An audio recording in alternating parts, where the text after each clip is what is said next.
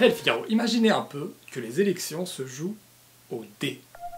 Êtes-vous capable de prédire le résultat que ce dé affichera à la fin de sa course? Plus je lance, plus votre taux de bonne réponse diminue. Parce que, soyons honnêtes, vous donnez un résultat au pif. On n'a pas les moyens de donner ce résultat. Maintenant, regardez le mouvement du dé d'une autre manière. Regardez-le de plus près, au ralenti.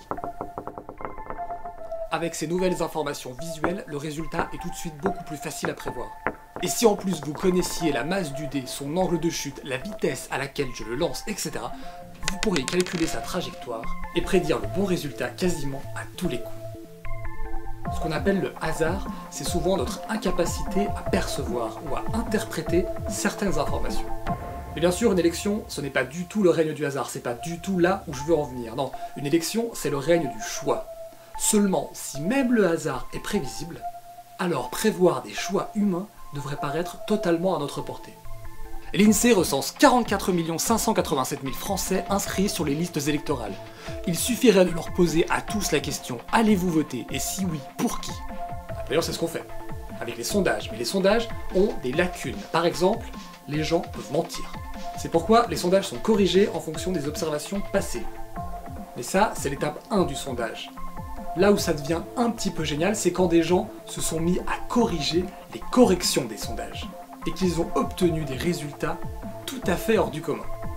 En 2008, Nate Silver a non seulement prédit la victoire d'Obama, mais il a aussi vu juste sur les résultats de 49 États sur 50, plus le district de Columbia.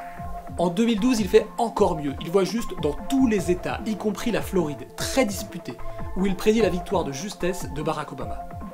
On pourrait se dire qu'il a eu de la chance, mais non. Silver a aussi obtenu de très bons résultats aux élections de mi-mandat. Sa fiabilité est bien supérieure à celle d'un simple sondage.